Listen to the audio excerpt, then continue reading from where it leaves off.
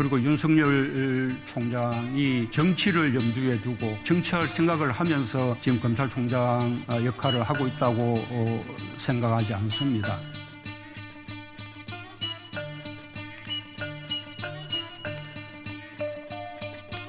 국회를 완전히 팽치게 하는 국회 완판으로서 헌법 정신에 크게 위배되는 것이고 국가와 정부의 헌법상 책무를 저버리는 것이라고 저는 생각합니다. 우리 사회가 오랜 세월 쌓아올린 상식과 정의가 무너지는 것을 더 이상 지켜보고 있기 어렵습니다.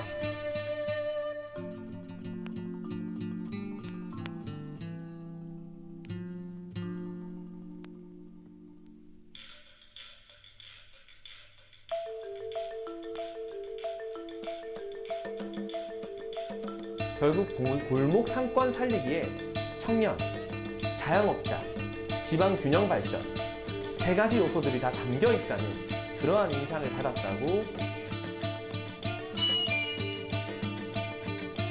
의혹이 한두 건이면 그냥 해명을 할 수가 있는데 예를 들면 의혹이 총 한 20가지가 된단 말입니다. 이것을 건별로 계속 해명하다가는 해명 때문에 날뛸 것 같다라는 생각이 들었고요.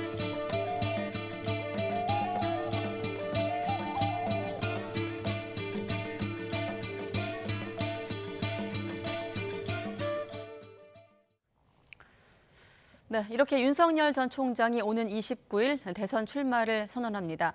대권 도전 의지, 또 향후 행보 비롯해서 이른바 엑스파일 논란에 대해서 어떤 입장을 밝힐지 주목되고 있습니다. 이런 가운데 국민의힘에선 홍준표 의원이 복당을 했고 대선 경선 일정 재논의를 앞둔 민주당은 복잡해 보입니다. 나이트 포커스 오늘은 박창환 장한대 교수, 또 김병민 전 국민의힘 비상대책위원 두 분과 함께하겠습니다. 네, 안녕하십니까? 네. 안녕하세요. 네, 앞서 영상 속에 대권 수업이란 자막이 있어서 여쭤보는데 대권 수업은 좀 어떻게 평가하시는지 한번 듣고 질문을 좀 나누도록 하겠습니다. 대화를. 예. 수많은 사람들을 만나지 않았을까 싶고 알려지지 않은 인사들까지도 윤석열 전 총장이 책을 읽거나 학습을 했다 이렇게 전언을 통해서 전해지고 있는 상황입니다. 아직까지는 우리가 그 내용을 명확하게 알 수가 없기 때문에 네. 윤석열 전 총장이 스스로 6월 29일에 직접 출마 선언하게 될 때 그 출마 선언문을 스스로 작성하고 있다고 하니까 과연 그 안에 지난날 수업을 통해서 본인이 생각하는 국가관은 어떤 것이고, 그리고 대통령 후보에 나선다는 건 결국 5년에 한 번 치러지게 되는 그 국면에서 새로운 나라를 만들겠다는 의지를 피력하는 것인데 네. 과연 윤석열 총장이 어떤 대한민국을 그릴 것인지에 대한 출마 선언문을 지켜보게 된다면 3월 달에 검찰총장직을 그만두고 있었던 지난 3개월 동안 어떤 생각과 고민들을 했는지 그 내용을 충분히 그때서 알 수 있을 거라고 생각합니다. 물리적인 시간이 그렇게 길진 않았다고 보는데 교수님은 어떻게 보십니까? 저는 그 물리적인 시간에 문제가 있다고 봅니다. 3개월 만에 준비해서 대한민국을 이끌어갈 국정 철학이나 비전과 목표를 과연 얼마만큼 깊이 있게 설정할 수 있는가, 이 부분에 대해서 어떠한 검증, 이제 뭐 앞으로 시작되겠지만 후보로 나와가지고 바로 또 이제 경선 거치고 선거를 치러야 되는 입장이다 보니까 네. 과연 이게 지금 대통령 후보로 나선다는 사람이 대권 수업을 지금 받아야 되는 입장이냐, 이건 좀 이게 앞뒤가 맞는 것인가, 이런 의문점이 있고요. 어쨌든 본인의 입으로 또 정책으로 그 내용들이 나오기 전이니까 뭐 아직은 뭐 평가하기 이르지만 어쨌든 뭐 이렇게 썩 보기에 좋은 모습은 아니었다고 봅니다. 네, 자 일단 시점과 그리고 장소에 대한 얘기를 좀 나누도록 하겠습니다. 일단 장소가 윤봉길 의사기념관입니다. 뭐 정치인 들이 어느 장소를 선택하느냐, 특히나 이제 대권 주자기 때문에 더 의미가 궁금한데 그 배경 어떻게 보십니까? 네, 일단 날짜도 6월 27일이 아닌 29일로 정정이 됐죠. 예. 6.29 선언을 아마 기억하실 거라고 봅니다. 민주주의를 6월 항쟁을 통해서 사실상 매듭졌던 그 날을 택한 것이 아닌가 싶고, 매원 윤봉길 선생 기념관에 찾아서 출마 선언을 하겠다는 것은 그동안 윤석열 전 총장이 끊임없이 보여줬던 우국충정, 애국, 헌법 정신의 가치가 본인이 정치를 하게 됐던 근본적인 철학이 아닌가라고 생각이 드는 대목이 있습니다. 네. 윤봉길 의사의 장손녀가 현재 국민의힘의 비례대표 의원이죠. 윤주경 의원이 얘기하고 있는 윤석열 전 총장이 가장 좋아했다는 윤봉길 의사의 편지 구절 중에 사람은 이상을 이루기 위해 산다라고 하는 구절을 소개한 적이 있습니다.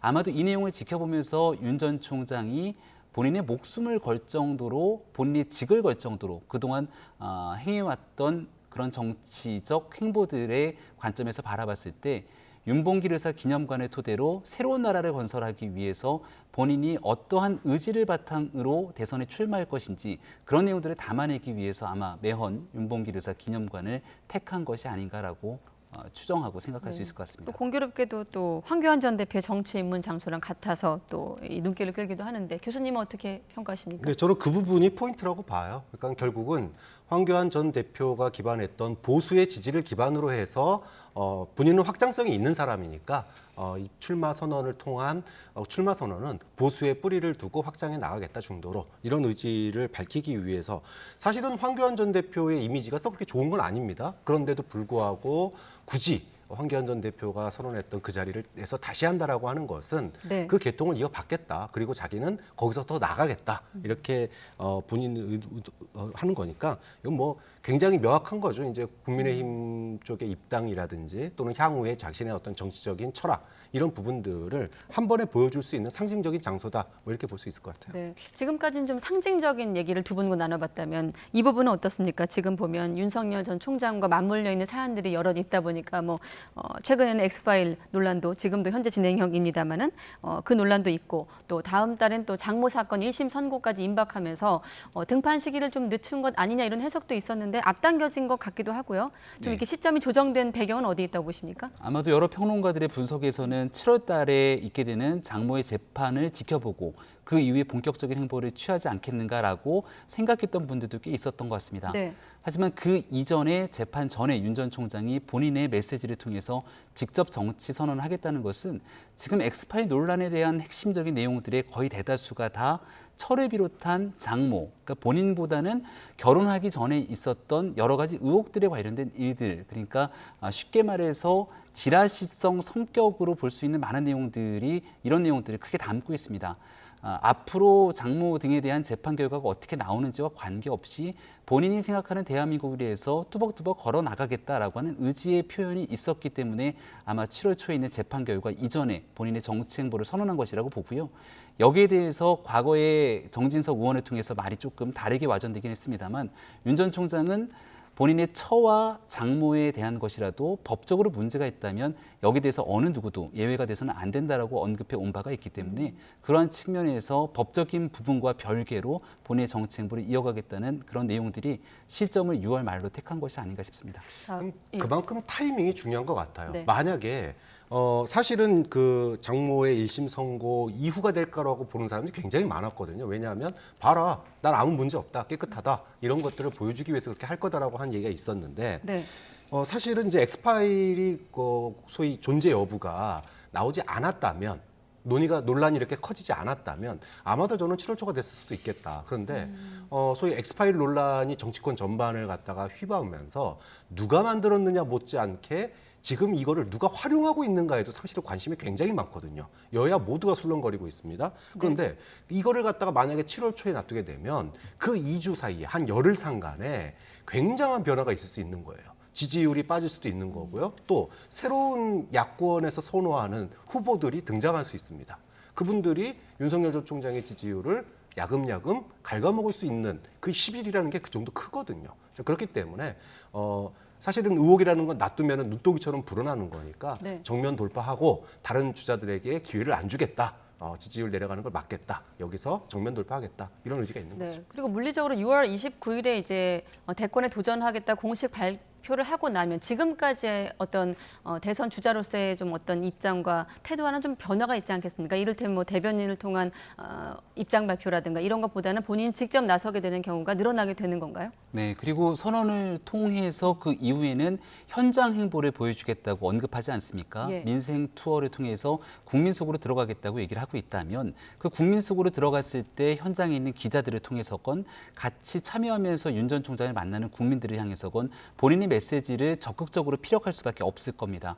우리가 윤석열 전 총장이 대권 주자로서 유력한 지지율들을 담아냈던 순간을 기억해 보게 된다면 아마도 지난해 가을에 있었던 국정감사장에서 수많은 여당의 법사위원들의 공세에 맞서서 윤 전 총장이 끊임없이 자기 얘기를 쏟아냈고 그 많은 화력에도 불구하고 윤 전 총장이 또박또박 본인의 생각들을 얘기했던 내용들이 전파를 타고 국민들에게 전달됐기 때문에 그 이후로 윤 전 총장의 지지율이 담보가 됐던 거거든요. 그동안은 검찰총장의 직과 정치 영역이 좀 다르기 때문에 윤 전 총장이 말을 아끼지 않았는가 이렇게 생각하는 사람들도 있었습니다만 그동안 윤 전 총장을 통해서 기대했던 국민들의 기대감들을 충족시켜줄 수 있을 정도로 자기의 언어로 어떻게 국민들 앞에서 설명할 수 있을지 그 2주의 시간이 매우 중요할 거라고 생각합니다. 네, 자 그럼 여기서 김종인 전 비대위원장의 언급도 한번 들어볼 텐데 사실 언론에선 대권 수업이라고 지목한 이 석 달간의 시간을 김 전 비대위원장은 잡음을 일으켰다고 이제 실망감을 표현하기도 했습니다. 마침 YTN과 인터뷰를 한 내용인데 한번 들어볼까요? 별의 순간이라는 게 순간만 도래한다고 해서 되는 게 아니라고요. 그 순간이 오면 그 다음을 어떻게 잘 관리하느냐에 달려 있는데 그동안 제대로 잘 관리가 됐는지 안 됐는지는 내가 뭐라고 단적으로 얘기를 하지 못하겠는데 하여튼 한 석 달 가까이 지나오는 과정 속에서 뭐 이런저런 많은 잡음을 일으키고 이제 했기 때문에 뭐 이제 29일 날 본인 스스로가 자기의 정치 이제 참여에 대한 입장을 갖다가 천명을 한다고 그러니까 이제 그 입장이 과연 어떻게 나타나느냐를 갖다 한번 볼고 같으면은 대략적인 판단을 갖다 할 수 있지 않을까 생각을 해. 네, 위원장님한테는 도움을 구하거나 직접적으로 연락 온 적은 없었습니까? 나는 사실은 뭐 한번 만나자고 그래서 만나보자고 그랬는데 본인이 어떤 여러 가지 뭐 개인적인 입장이 있는지 그냥 제3자를 통해서 지금은 안 만나는 게 좋겠다고 그래서 뭐 그런가 보다 하고 지나간 거예요. 네, 두 분 어떻게 들으셨습니까? 일단 보면 뭐 지지율 하락세와 관련해선 윤 총장이 무엇보다 해결해야 할 과제는 X파일이 아니라 애매모호한 태도다 이렇게 주장하기도 하고 좀 어떻게 들으셨습니까? 사실은 그 3개월 사이에 많은 변화가 있었죠. 외부적인 변화를 본다면은 뭐 이준석 바람을 통한 세대 교체의 이슈 이것이 이제 정치권 전반을 강타했고요. 또 본인의 의도하든 의도하지 않았든지 간에 이제 엑스파일 논란이 그 사이에 또 터졌습니다. 네. 그런데 사실은 이런 외부의 변수는 본인이 어떻게 할 수 없는 게 아니에요. 그런데 본인이 할 수 있는데 제대로 못해서 잡음이 생긴 부분들. 예를 들어 입당 요구에 대해서 타이밍을 놓쳤다라고 하는 얘기가 굉장히 이제 많았었거든요. 그런 측면에서 보면은 전원 정치라고 하는 것이 메시지가 없는 전원 정치 한계성 그 과정에서 소위 인사 논란이 있었습니다. 주변에 도대체 대변인이 누구냐? 그 다음에 진짜로 그래서 대변인 선임했는데 또 후보자와 의사소통이 안 돼서 또 결국은 사임하는 일까지 있었단 말이에요. 거기다가 이러면서 입당을 둘러싼 시기를 가지고 대변인도 다르고 본인 얘기 다르고 뭐 이렇게 다르다 보니까 소위 말해서 간보기 논란이 있었어요. 자, 이거는 사실은 본인이 관리할 수 있는 그런 영역이란 말이에요. 그런데 이것을 둘러싸고 야당 전당대회에서 내가 윤석열이랑 더 친하네 뭐 이런 얘기가 나올 정도로 네. 소위 말하면 상상의 영역. 윤석열이 언제 할 거냐, 뭐 할 거냐, 뭐 이런 식으로 뭔가 국민들에게 명확한 믿음이라든지 메시지라든지 이런 어떤 그 상황적 관리를 전혀 하지 않았던 이런 부분들이 좀 탓하는 거 아니냐. 또 그런 부분들이 윤석열 총장에 대해서 조금 국민들이 시선이 조금은 냉정해진 그런 어떤 기간이 될 수도 있다. 좀 그런 측면에서 관리가 조금 잘못된 거 아니냐. 이렇게 언급을 한 거라고 저는 이해를 했습니다. 네. 아마도 윤석열 전 총장은 본인의 스케줄대로 움직이고 있다 이렇게 판단할 수 있을 거라 봅니다. 대통령 선거까지 아직까지 한 9개월 정도의 시간이 남아 있는데요. 네. 윤석열 전 총장이 봤을 때는 조금 더 시급하게 4월 보궐선거가 끝나고 난 뒤에 국민의힘으로 들어갔다면 과연 어땠을까 상상해 볼 수밖에 없습니다. 첫 번째로 국민의힘 인사들과의 만남이 있었던 게 국민의힘 중진 의원들과 만났던 장면들이 공개가 됐죠. 뭐 권성동 그리고 의원이랄지? 권성동 의원, 정진석 네. 의원 등 중진 예. 의원들의 모습이었고요. 그 뒤로 윤희숙 의원을 만났다는 얘기도 있고 그리고 난 다음 장제원 의원과의 통화 내용도 같이 얘기가 나옵니다. 네. 그 뒤로 당내가 많이 좀 술렁이게 되죠. 과연 윤 전 총장은 누구랑 정치를 하는 것인가? 국민의힘 사람들과 적극적으로 접촉하게 되면 윤 전 총장에게 기대를 갖고 있었던 국민의힘 지지층이 아닌 중도층이나 아니면 문재인 정부에 실망했던 사람들 입장에서는 윤 전 총장이 그냥 국민의힘에 가서 기호 2번에 달고 정치하려고 저렇게 해왔구나라고 하는 오해를 받을 수도 있습니다. 윤 전 총장에게 모여있는 지지라는 것은 국민들마다 가지고 있는 생각들이 저마다 다르죠. 네. 과거에 있었던 박근혜 정부에 실망을 했고 또 문재인 정부에 4년이 기대했지만 실망했던 사람들이 이제는 과거로 돌아가는 것이 아니라 새로운 정치를 가졌으면 좋겠다 꿈꾸던 사람들의 희망과 갈망이 있을 것이고요. 그것을 보여주기 위한 나름대로의 시간이 필요할 겁니다.